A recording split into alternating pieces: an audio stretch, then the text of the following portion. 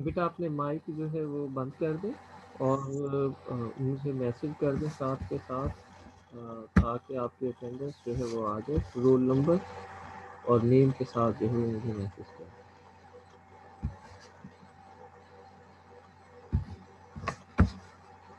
हम 2 मिनट जो है वो वेट कर लेते हैं ताकि जितने भी बच्चे हैं वो जी बेटा हम अपना लेक्चर स्टार्ट करते हैं। आज जो है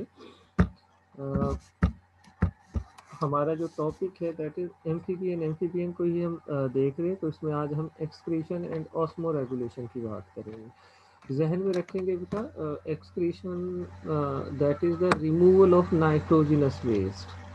जैसे नाइट्रोजिनस वेस्ट जो प्रोड्यूस होते हैं जिनमें अमोनिया है, यूरिया है, यूरिक एसिड है, तो उसका रिमूव करना बॉडी से, उसके रिमूव करने को जो है वो एक्सक्रीशन जो है वो हम कहते हैं। और ऑस्मो रेगुलेशन के अंदर वाटर और साल्ट वगैरह की जो रेगुलेशन होती है कि वाटर के लेवल को, वाटर की कंसंट्रेशन को और साल्ट की कंसंट्रेशन को मेंटेन करना into the body, that is called osmo regulation. ठीक है। एक्सक्रीशन की पहले हम बात करते हैं, हम एक्सक्रीशन की तरफ आते हैं। अगर हम देखें बेटा तो एक्सक्रीटरी सिस्टम जो है वो फ्रॉग का या एम्फीबियंस का वो कंसिस्ट करता है किडनीज पर। 2 किडनी होते हैं बेटा, और ये दोनों किडनी जो हैं डोर्सल बॉडी वॉल के साथ ऑन द इधर side of the vertebral column. ठीक है। जो वर्टिब्रल कॉलम है उसके दोनों साइड के ऊपर जो है डोर्सल बॉडी वॉल के साथ जो है ये अटैच होते हैं डोर्सल बॉडी वॉल के साथ। हर किडनी से जो है एक नाली निकलती है जिसे हम यूरिटर कहते हैं, और ये यूरिटर जो है बेटा क्लोएका वाले पोर्शन में ओपन होती है। और क्लोएका जो है बेटा उसकी एक आउट ग्रोथ होती है जो कि बड़ी हो जाती है, जिसे हम यूरिनरी ब्लैडर कहते हैं। तो ये यूरिन जो है वो क्लोएका से यूरिनरी ब्लैडर में कुछ देर के लिए स्टोर होता है, और फिर क्लोएकल अपर्चर के जरिए से या क्लोएकल ओपनिंग के जरिए से बाहर रिमूव हो जाता है। तो एक्सक्रीशन जो है वो हमें, एक्सक्रीटरी सिस्टम जो है वो हमें किडनी, यूरिटर, यूरिनरी ब्लैडर और क्लोएका जो है और क्लोएकल अपर्चर ओपनिंग है उसकी, तो इस पर कंसिस्ट जो है वो करता है एक्सक्रीटरी सिस्टम ऑफ एम्फीबियंस। कि एम्फीबियन का एक्सक्रीटरी सिस्टम जो है वो इन हिस्सों के ऊपर जो है वो कंसिस्ट करता है। अगर हम बेटा नाइट्रोजनस वेस्ट मटेरियल की बात करें तो नाइट्रोजनस वेस्ट जो है जो हमें एम्फीबियन में नज़र आते हैं, एम्फीबियन में हमें 2 तरह की वेरिएशन नज़र आती हैं। कुछ एम्फीबियन ऐसे होते हैं जो पानी के अंदर होते हैं। अब पानी के अंदर है, ख़ासतौर पर फ्रेश वाटर के अंदर है, तो फ्रेश वाटर पानी जो है अवेलेबल है उन्हें हर वक्त। और ये जो एनिमल होते हैं, एम्फीबियन होते हैं, they excrete ammonia as a excretory product. तो एक्सक्रीशन में ये अमोनिया को रिलीज करते हैं। अमोनिया जो है जब डीएमिनेशन होती है या अमाइनो एसिड टूटते हैं तो उनसे अमोनिया डायरेक्ट बनता है। अमोनिया जो है ये हाईली टॉक्सिक होता है, इसे बॉडी के अंदर स्टोर नहीं कर सकते, लेकिन that is highly dissolve into the water. और इन जो एम्फीबियन पानी के अंदर रहते हैं, क्योंकि वहाँ पर उनकी बॉडी के अंदर पानी की कोई कमी नहीं होती, तो ये अमोनिया जो है इजीली डिसॉल्व हो जाता है इनटू द वाटर, और पानी के ज़रिए से जो है वो बाहर रिमूव हो जाता है। अब ऐसे एनिमल जो है वो अमोनिया को यूरिया में या यूरिक एसिड में कन्वर्ट नहीं करते, क्योंकि अमोनिया को यूरिया और यूरिक एसिड में कन्वर्ट करने के लिए एनर्जी की ज़रूरत होती है। तो ये एनिमल जो है ये अपनी उस एनर्जी को सेव कर लेते हैं और अमोनिया को जो है वो डायरेक्ट रिलीज कर देते हैं इनटू द सराउंडिंग इन्वायरमेंट। उसके बाद है यूरिया के, यूरिया जो है that is less toxic as compare to ammonia. और यूरिया को जो है वो बॉडी के अंदर कुछ देर के लिए स्टोर भी किया जा सकता है। ठीक है। और अगर हम अमोनिया के मुकाबले में देखें तो अमोनिया के मुकाबले में यूरिया को रिमूव करने के लिए कम पानी की जो है वो ज़रूरत होती है। तो ऐसे एम्फीबियंस जो ज़्यादातर टेरेस्ट्रियल इन्वायरमेंट के अंदर रहते हैं या टेरेस्ट्रियल इन्वायरमेंट के अंदर अपनी लाइफ गुजारते हैं, तो ऐसे एनिमल क्योंकि टेरेस्ट्रियल इन्वायरमेंट में इन्हें पानी की कमी का सामना करना पड़ता है। पानी जो है वो इनके लिए इतना अवेलेबल नहीं होता जितना कि एक्वेटिक इन्वायरमेंट में रहने वाले एम्फीबियंस के लिए होता है। तो ये अपने पानी को कंज़र्व करने की कोशिश करते हैं। और उस दौरान ये क्या करते हैं, थोड़ी-सी एनर्जी यूज़ करके जो अमोनिया इनके अंदर बन रही है, that ammonia that is converted into the urea in urea cycle in liver. Liver के अंदर ये उस अमोनिया को यूरिया में कन्वर्ट कर लेते हैं और then that urea that is released outside, फिर ये हाँ, यूरिया को जो है वो बाहर निकालते हैं। तो ऐसे एनिमल जो टेरेस्ट्रियल एनवायरनमेंट में होते हैं उनमें urea as a excretory product जो है वो रिलीज़ होता है और ऐसे एम्फिबियंस जो एक्वेटिक एनवायरनमेंट में होते हैं वो अमोनिया को जो है वो रिलीज़ करते हैं। अब कुछ है एनिमल्स हमें वेरिएशन नज़र आएगी कि they live in water as well as on land. When they live in water they release ammonia क्योंकि पानी अवेलेबल है उन्हें। तो as a excretory product ammonia को रिलीज करते हैं और जब ये लैंड के ऊपर आते हैं तो ये यूरिया को जो है एज ए एक्सक्रीटरी प्रोडक्ट जो है वो रिलीज करते हैं। ठीक है, तो नाइट्रोजिनस वेस्ट जो है वो बेटा हमें अमोनिया और यूरिया जो है वो नज़र आते हैं इन एम्फीबियंस।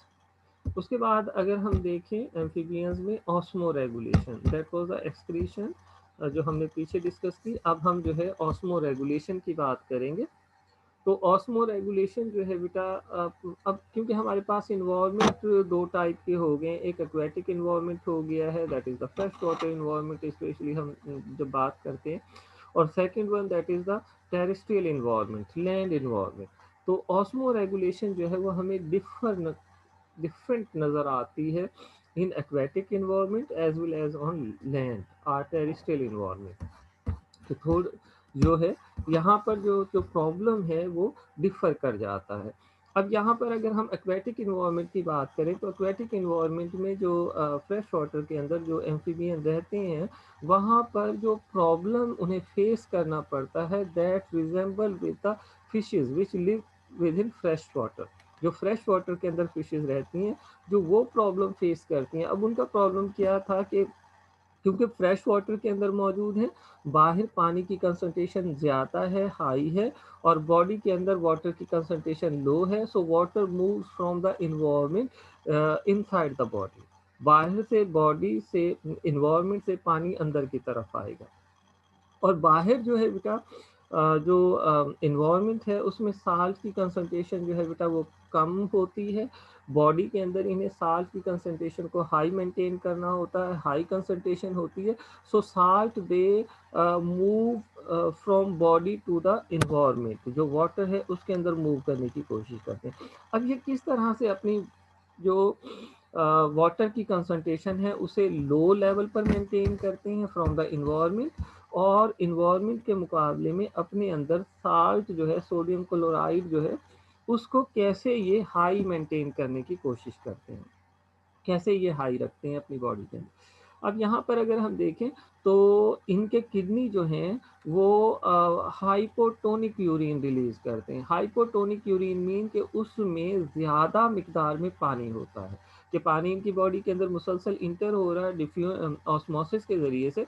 तो ये क्या करते हैं उस पानी को मैक्सिमम अमाउंट को जो है वो किडनी के ज़रिए से रिमूव करते हैं और पानी उस यूरिन के अंदर जो है वो ज़्यादा होता है। ठीक है, हाइपोटोनिक, टोनिसिटी हम कहते हैं साल्ट कंसंट्रेशन को, कि साल्ट कंसंट्रेशन कम होती है और पानी की कंसंट्रेशन जो है उनके यूरिन के अंदर ज़्यादा होती है। तो मैक्सिमम अमाउंट के अंदर ये वाटर को जो है वो बाहर रिलीज करते हैं। और साल्ट को ये कैसे जो है बेटा कंट्रोल करते हैं। अब जो रीनल ट्यूब्यूल या नेफ्रॉन है वहाँ पर ये साल्ट की एब्जॉर्प्शन इनमें ज़्यादा होती है, कि जो यूरिन इनमें बन रहा है उस यूरिन में जो बोमन फिल्ट्रेट बन रहा है उसमें ज़ाहिर है साल्ट भी होंगे, तो साल्ट को ये मैक्सिमम एब्जॉर्ब कर लेते हैं और वाटर को रिलीज़ करते हैं।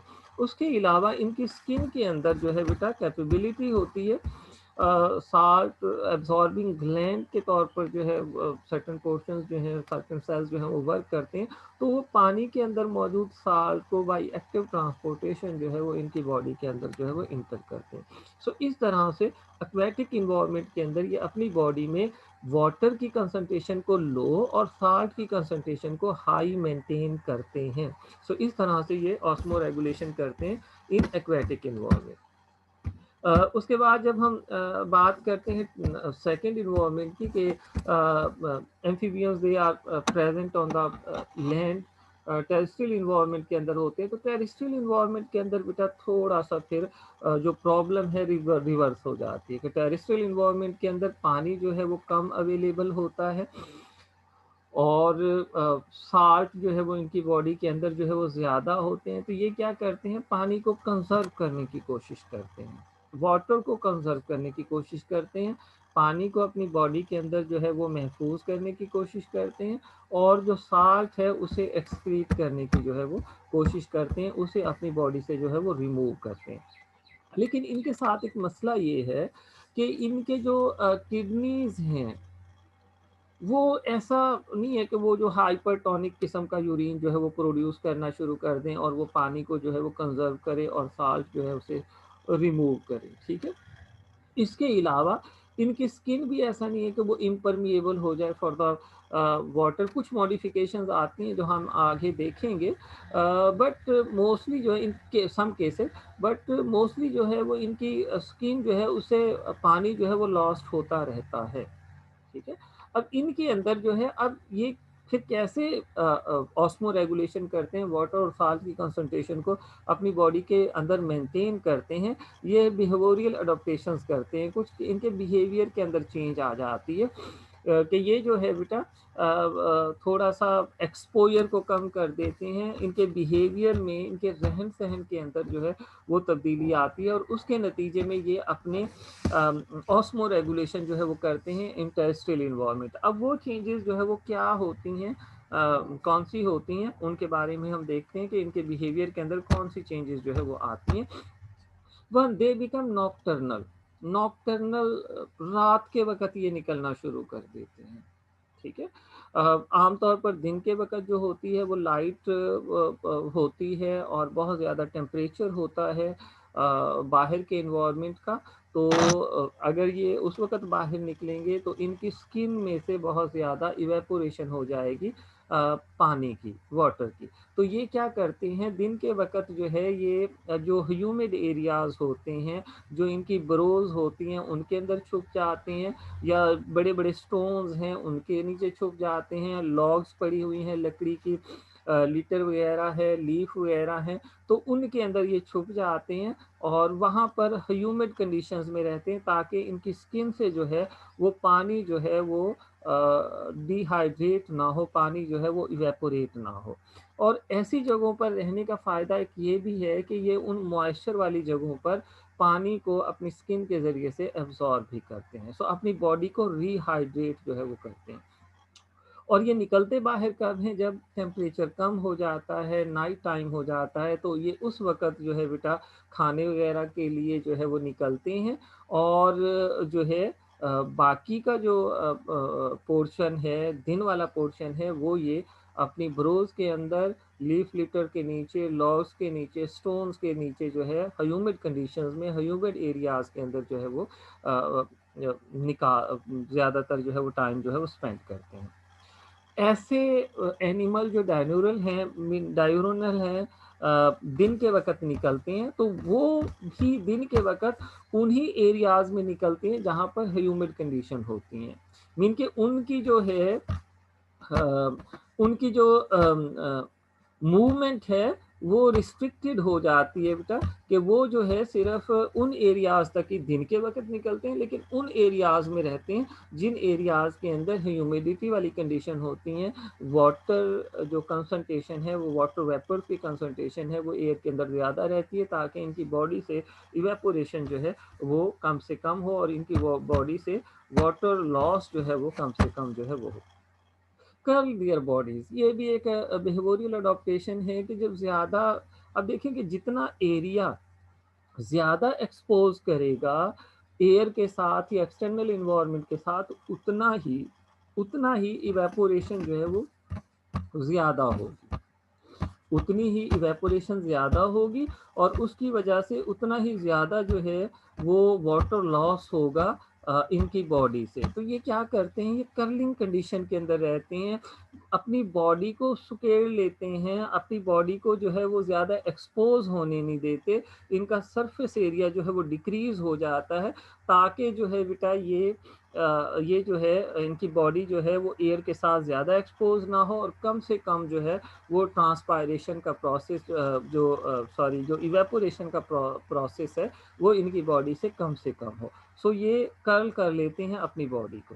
इसके अलावा कुछ के अंदर मॉडिफिकेशंस आ जाती हैं कि कुछ एनिमल जो होते हैं उनके उनकी स्किन जो है बेटा वो थोड़ा सा थिक हो जाती है, थोड़ा सा जो है कवरिंग्स उसके ऊपर आ जाती हैं, प्रोटेक्टिव कवरिंग्स, और उनके ज़रिए से ये जो है जब ये ब्रोज के अंदर रहते हैं ख़ास तौर पर, तो उस वक़्त जो ब्रोज की ओपनिंग होती है उसमें उस वाले पोर्शन को जो है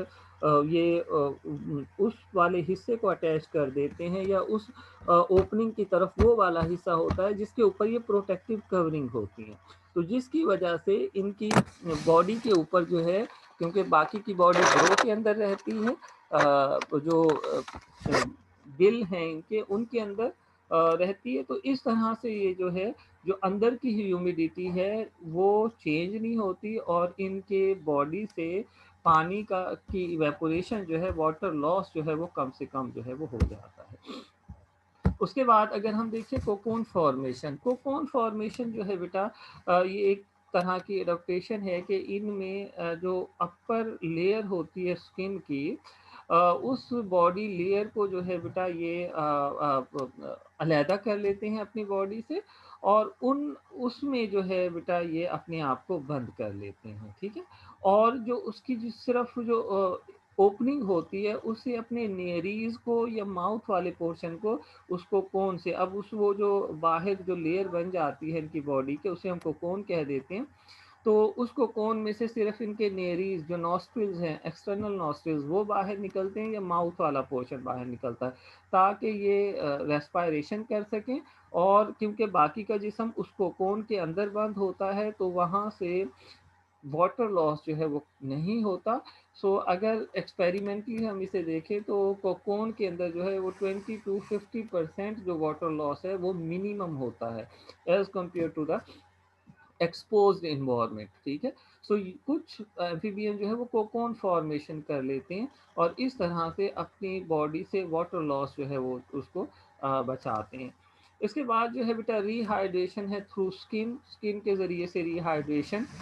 मैंने पहले बताया था कि इनकी स्किन के अंदर कैपेबिलिटी होती है कि वो स्किन जो है वो इन्वायरमेंट से रिहाइड्रेट कर लेती है, इन्वायरमेंट से जो है बेटा एब्जॉर्ब करती है वाटर को, और इस तरह से ये रिहाइड्रेशन करती हैं, ठीक है।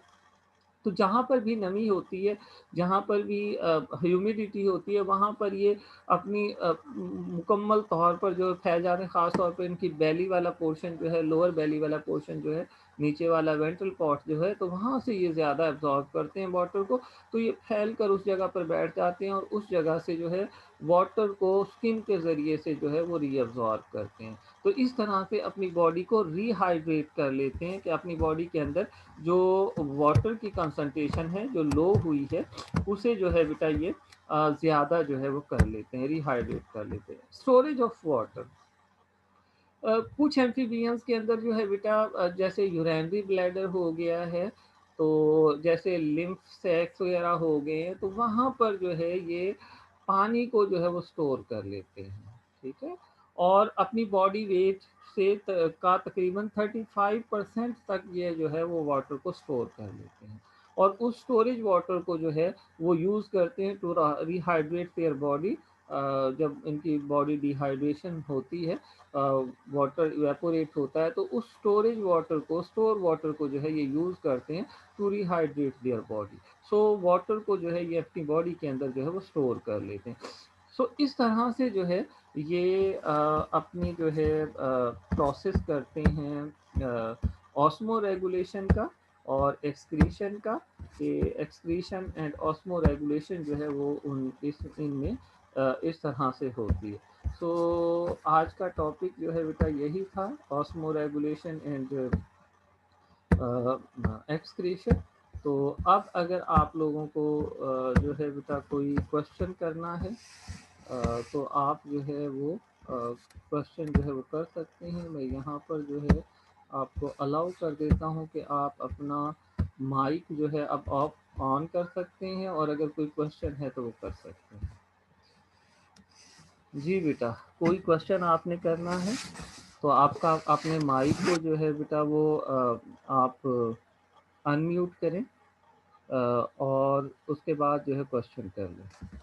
और सब लोगों ने मुझे मैसेज कर दिया है, मैसेज सिर्फ एक मरतबा करें ताकि आपकी अटेंडेंस एक मरतबा आ जाए, और जो है आप जो है आपकी अटेंडेंस जो है वो इंश्योर हो जाए। जी बच्चे, कोई क्वेश्चन है आप लोगों को? अगर यस सर। जी बेटा, कोई क्वेश्चन? सर ये जो नॉकटर्नल होते हैं जो कि मतलब नाइट में रात के निकलते हैं, वक्त रात को निकलते हैं। गायब। जी सर कुछ रीजन्स ऐसे होते हैं जिनके अंदर 6 माह रात रहती है और 6 माह दिन रहते हैं। अब ये अगर उन बेटा, रीजन्स के अंदर पाए बेटा आप जाएंगे तो। देखें, लिसन टू मी, कि वहाँ का इन्वायरमेंट भी अपने ये पाकिस्तान वाले इन्वायरमेंट से डिफरेंट होगा, ठीक है। और ये ज़्यादातर जो है वो पोल वाले रीजन्स होते हैं। तो पोल वाले रीजन्स जो होते हैं, वहाँ पर जो इनकी एक तो प्रेजेंस जो है वो बहुत कम होती है, कि एम्फीबियन जो है, जो पोल वाले रीजन्स जो हैं, साउथ पोल हो गया या नॉर्थ पोल हो गया है, तो उन रीजन्स के अंदर जो है इनकी प्रेजेंस कम होती है, ठीक है। और ये सिर्फ उन्हीं जैसे हमारे यहाँ देखिए सर्दियों के अंदर ये बिल्कुल बाहर नहीं निकलते हैं, ठीक है, और गर्मियों के अंदर हमें नज़र आते हैं, लेकिन गर्मियों में भी जो सख्त गर्मी होती है उसके अंदर हमें नज़र नहीं आते, ठीक है ना। तो अब ये देखिए कि अब गर्मियों में भी सख्त गर्मी होती है, उस वक्त हम नज़र नहीं आएंगे, लेकिन जब शाम होगी, मौसम ठीक होगा, तो उस वक्त ये हमें नज़र आएंगे, ठीक है। तो जो जहाँ पर वो जो रात और दिन ज़्यादा होते हैं, वहाँ पर एक बात और ज़हन में रखेंगे कि ऐसा नहीं होता कि वो मुकम्मल जैसे रात हो जाती है, अमावस की रात जैसे बिल्कुल अंधेरा होता है, ऐसा नहीं होता, ठीक है। ये ज़हन में रखें, उन एरियाज़ के अंदर जो है वो ऐसा होता है जैसे आप जब मगरिब के वक़्त सूरज ग़रूब हो जाता है और ग़रूब होने के बाद भी रोशनी जो है वो कायम रहती है, तो इस तरह की सिचुएशन जो है वो होती है, ठीक है ना। तो इसलिए वहाँ पर ऐसा नहीं है कि बिल्कुल ही रात के वक़्त जो है वो बिल्कुल रात हो जाती है। तो वहाँ पर एक तो ये कम होते हैं, लेकिन ज़्यादातर ठंडे इलाके होते हैं, तो जब टेम्परेचर जो है वो थोड़ा-सा नॉर्मल होगा, क्योंकि जब अगर 6 महीने तक सूरज नज़र ही नहीं आ रहा है तो बहुत ज़्यादा सर्दी वहाँ पर बढ़ जाएगी, तो वहाँ पर सर्दी में तो ये नहीं निकलेंगे। लेकिन जब सूरज नज़र आएगा तो फिर उसी वक़्त ये निकलेंगे, उसी वक़्त जो है ये होंगे, जो भी वहाँ पर एम्फीबियंस होंगे, ठीक है। वैसे इनकी बहुत कम तादाद जो है ऐसे इलाकों में पाई जाती है। जी बच्चे, क्लियर हो गई ये बात? जी सर, ये क्लियर हो गया सर। एक और कंफ्यूजन पैदा हो गया सर। और कंफ्यूजन क्या पैदा सर हो गई है? ग्लेशियर के अंदर तो सर टेम्परेचर जो होता है वो माइनस के अंदर होता है, क्या फिर ये उधर सरवाइव करते हैं सर ये क्या वहाँ एम्फीबियंस? पर मैंने कहा है कि जहाँ पर ये बहुत ज़्यादा ठंड होती है तो वहाँ पर ये पाए नहीं जाते हैं एम्फीबियन, ठीक है। कि वहाँ पर ठीक हो जब गया सर, ठीक। सर्वाइवल ही मुमकिन नहीं है तो फिर ये कैसे सर्वाइव करेंगे, या होंगे भी तो बहुत कम होंगे, अदरवाइज ये सर्वाइव जो है वो नहीं करते, पोल्स के ऊपर नहीं करते। अब जहाँ पर आबादी होती है, जाहिर है जैसे अब घरों के अंदर हैं, वहाँ पर हम अपने टेम्परेचर को मेंटेन करने की कोशिश करते हैं, कि कमरों का टेम्परेचर है या कुछ है तो वहाँ का temperature as compared to outside कम होता है, तो वहाँ पर ये हो सकता है कि कुछ स्पीशीज़ जो है वो हमें मिले। अदरवाइज़ जहाँ ठंडे इलाके होते हैं बहुत ज़्यादा, तो वहाँ पर ये हमें नज़र नहीं आते। जी गुड हो गया सर, बंडल ऑफ थैंक्स। चलिए जी, ठीक है बेटा, और किसी का कोई क्वेश्चन हो? बेटा आप लोग जो है सब ने मैसेज कर दिए हैं मुझे, आपकी अटेंडेंस जो है वो मेरे पास आ गई है मैसेज की शक्ल में, आपका रोल नंबर और आपका नेम। ठीक है, फिर कल इंशाल्लाह मिलते हैं, और कल जो है वो नेक्स्ट रिप्रोडक्शन की तरफ हम आते हैं कि एम्फीबियंस में रिप्रोडक्शन जो है वो किस तरह से जो है वो होती है। ठीक है बेटा, ये आप लोग जो है एक ही मैसेज मुझे किया करें, बार बार मैसेज के एक दफ़ा आप नेम लिख कर भेज रहे हैं, एक दफ़ा आप रोल नंबर लिख कर भेज रहे हैं, तो उस तरह से फिर जो है टोटल नंबर में जो है वो वेरिएशन आ जाती है, चेंज आ जाती है। तो आप जो है सिर्फ एक दफ़ा मैसेज जो है वो किया करें। या तो बेहतर ये है कि आप अपना जो यूज़र नेम बना रहे हैं, यूज़र नेम बना रहे हैं उसमें पहले अपना रोल नंबर लिख लें, और बाद में जो है वो अपना नेम लिख लें। जैसे अली हसन जावेद लिखा हुआ है, अब अली हसन जावेद जो है ये पहले, इसने बाद में रोल नंबर लिखा हुआ है 944, तो ये रोल नंबर पहले लिख लें और डैश लगाकर अली हसन जावेद लिख लें। ठीक है, अब जैसे अली रियाज है, अली रियाज ने ब्रैकेट में अपना रोल नंबर लिखा हुआ है, तो पहले अपना रोल नंबर लिख लें, डैश लगाकर अली रियाज लिख लें। ये अनमोल ज़ाहरा है। तो इसी तरह से जब आप ऐसे करेंगे तो फिर आपको ना तो नाम लिखने की ज़रूरत पड़ेगी, ना ही रोल नंबर, जस्ट आप प्रेज़ेंट का मैसेज मुझे कर देंगे, तो वो मेरे पास चैट जो है वो सेव हो जाएगी, और उसमें आपका रोल नंबर, जैसे ये लिखा हुआ है राना मोहम्मद आसिफ, तो इसमें जो है 945 फुल स्टॉप राना मोहम्मद आसिफ, तो इस तरह से बना लें। तो इस तरह से जो है वो फिर आप सिर्फ प्रेजेंट का एक मैसेज करेंगे, तो उसमें आपका रोल नंबर भी आ जाएगा मेरे पास, आपका नाम भी आ जाएगा। सो उस तरह से मेरे पास मैसेज जो है वो सेव हो जाएंगे।